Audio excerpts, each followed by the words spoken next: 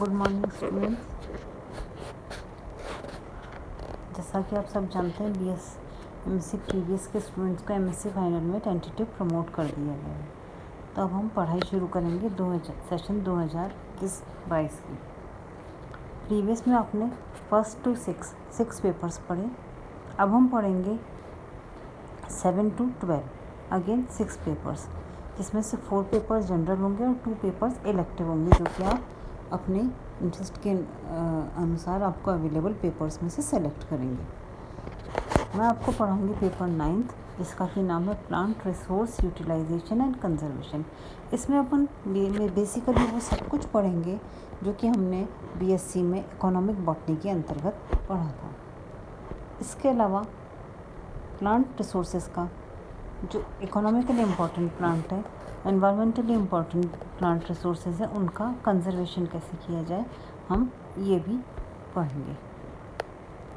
Again BSc और MSc previous की तरह 4 यूनिट्स हैं।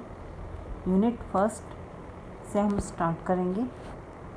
उसमें हम सबसे पहले जो टॉपिक है वो है प्लांट बायोडाइवर्सिटी। प्लांट बायोडाइवर्सिटी या जैव विविधता। प्लांट बायोडाइवर्सिटी में हमारे प्लैनेट पे या हमारे आसपास पाए जाने वाले प्लांट्स, एनिमल्स और माइक्रो ऑर्गेनिज्म के डिफरेंट फॉर्म्स के बारे में हम पढ़ते हैं।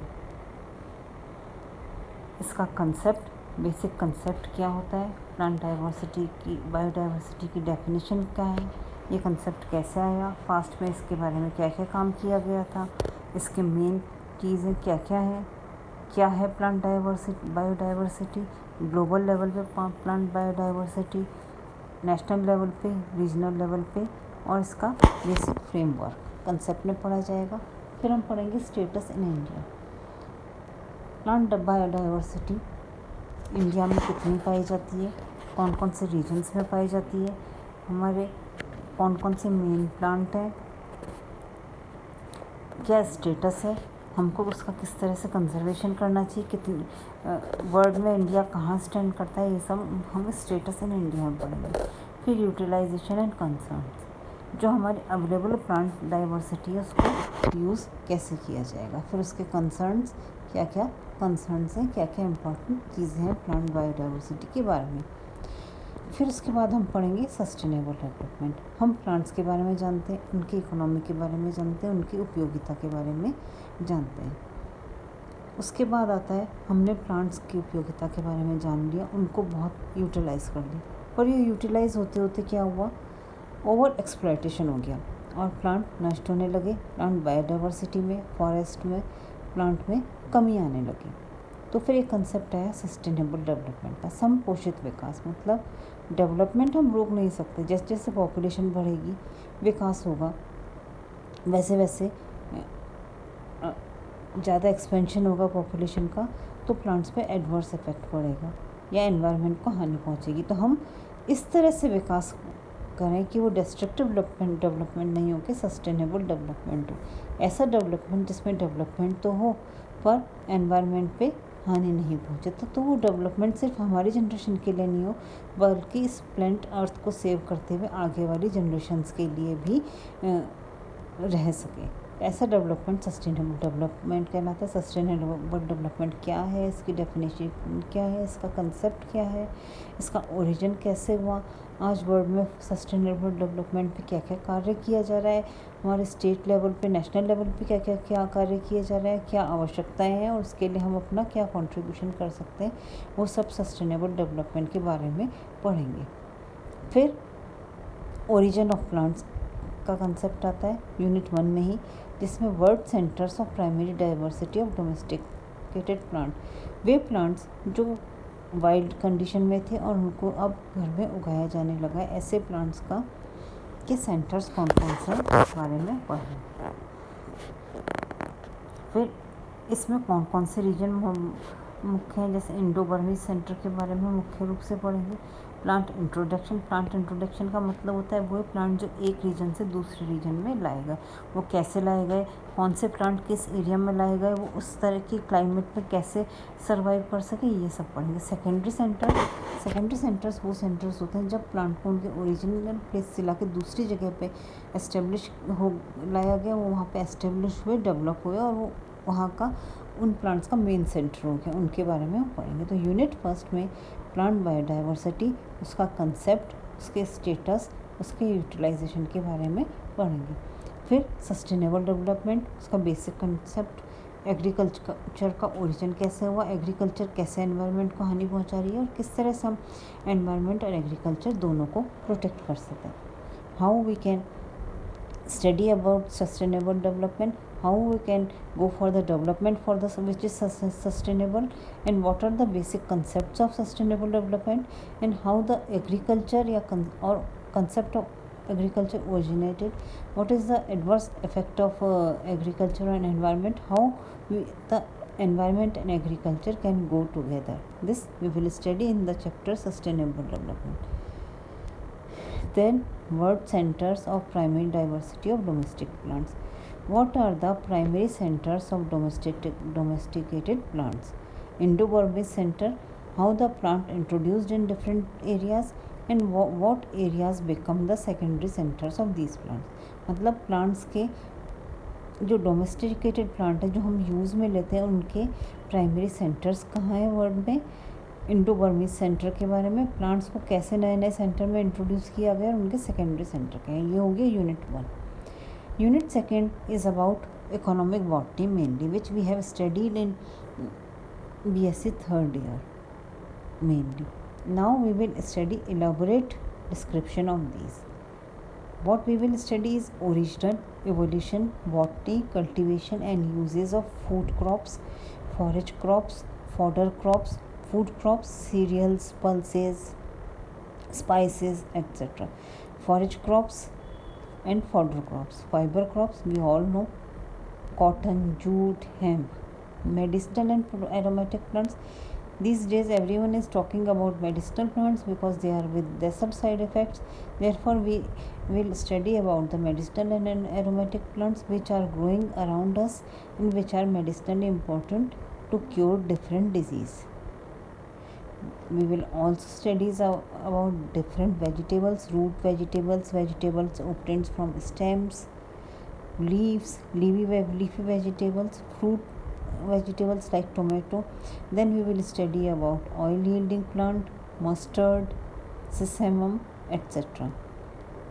So यूनिट 2 में हम पढ़ेंगे इकोनॉमिक बॉटनी के बारे में, जिसमें कि हमने BSc में भी पढ़ा था। अब हम उसका विस्तृत अध्ययन करेंगे, उसके ओरिजिन के बारे में, किस तरह से इकोनॉमिक प्लांट्स का ओरिजिन हुआ, उनका विकास कैसे हुआ, इवोल्यूशन क्या हुआ, उनका बॉटनिकल डिस्क्रिप्शन, उनका कल्टीवेशन क्या कैसे होता है, उनके यूजेस, फूड क्रॉप्स के बारे में, खाद्य फसलों के बारे में, फॉरेस्ट क्रॉप्स के बारे में और चारा प्रदान करने वाली फसलों के बारे में, फाइबर क्रॉप्स के बारे में, रेशे प्रदान करने वाली फसलों के बारे में जैसे कि कपास, जूट आदि, औषधीय और सुगंधी पौधों के बारे में, औषधीय पौधे किस तरह से विभिन्न बीमारियों से लड़ने में हम हेल्प कर सकते हैं, किस तरह से हमको यूज़ कर सकते हैं, कौन सा उनका सोर्स है, कौन सा उनका पार्ट यूज़ किया जाता है। वेजिटेबल्स के बारे में, रूट वेजिटेबल्स के बारे में, वो वेजिटेबल्स जो जड़ से प्राप्त होती हैं, जो तने से प्राप्त होती हैं, जो लीफ से प्राप्त होती हैं।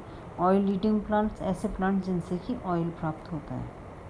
तो यूनिट 2 मेनली इकोनॉमिक बॉटनी के बारे में है, जिसमें food crops, forest crops, fibre crops, medicinal plants, vegetables, oil yielding plants के बारे में पढ़ेंगे।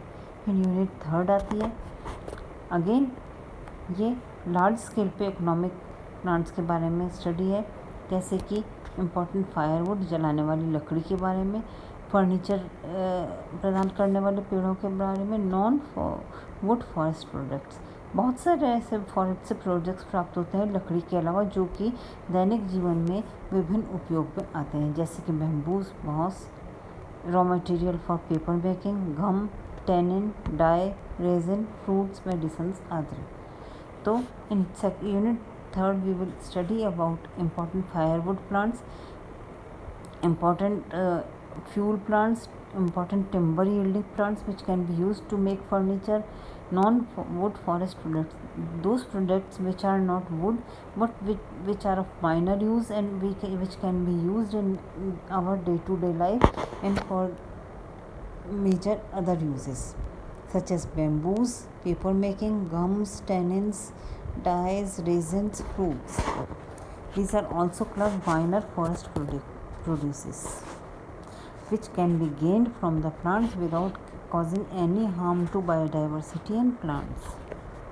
Then we will study about the Green Revolution, benefits of Green Revolution, what were the adverse consequences of the Green Revolution, innovations to meet food demands, plants used as avenue trees for characteristic plants which gives lots of shade, plants for pollution control, plants for aesthetics. After that we will study principles of conservation, how we can conserve our floral biodiversity, extension plants based on International Union for Conservation of Nature. We will study how the development causing harms to plants which are being extinct due to overexploitation. Then we will study the main organization of World International Union for Conservation of Nature, how they are conserving plants, what their efforts for conserving plants. So green revolution या हरित क्रांति के बारे में पढ़ेंगे, ये क्या है, इसके क्या लाभ हुए, इसके क्या विपरीत प्रभाव हुए, इसको कैसे वर्ल्ड की बढ़ती हुई खाद्यान्न समस्या को निपटने के लिए यूज़ किया गया, प्लांट्स जो कि शेड प्रदान करते हैं हमें, जो पॉल्यूशन कंट्रोल में काम आते हैं, जो खूबसूरती बढ़ाने के काम में आते हैं. इसके अलावा प्लांट्स के संरक्षण के नियम, ऐसे प्लांट्स जो कि लुप्त होते जा रहे हैं उनको संरक्षित करने के लिए क्या क्या किया जाता है. इसके अलावा international union for conservation of nature के बारे में. फिर आता है last chapter, unit 4, strategies for conservation. In this we will study in situ conservation and as well as ex situ conservation. In situ conservation, plants are conserved where they are growing. In ex situ conservation, we conserve them from the area outside of their growing area. In this we will study in situ conservation, international efforts and Indian initiatives for conserving the plants, protected areas to conserve biodiversity and plants and flora and fauna.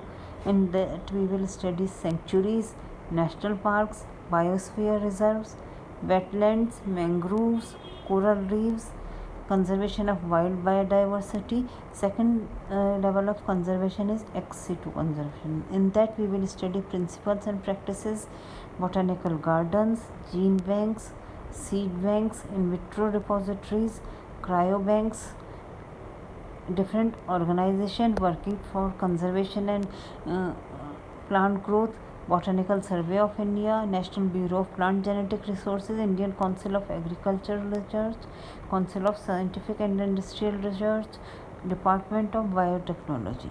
So these are the 4 units. In 4th units we will study, 4th unit पे हम पढ़ेंगे conservation, plant को संरक्षण के लिए कौन कौन सी strategies काम में जाती है. Main 2 strategy in Situ conservation, इसमें के लिए प्लांट्स को वहीं कंजर्व किया जाता है जहाँ वो ग्रो करते हैं. उसके लिए क्या इंटरनेशनल एफर्ट्स किए जाते हैं और क्या इंडियन इनिशिएटिव्स हैं. इंडिया में कौन कौन से प्रोटेक्टेड एरियाज़ हैं, sanctuaries, national parks, biosphere reserves, wetland, mangroves, coral reefs, और इसके अलावा वाइल्ड या जंगल में पाई जाने जैव विविधता के बारे में का कंजर्वेशन.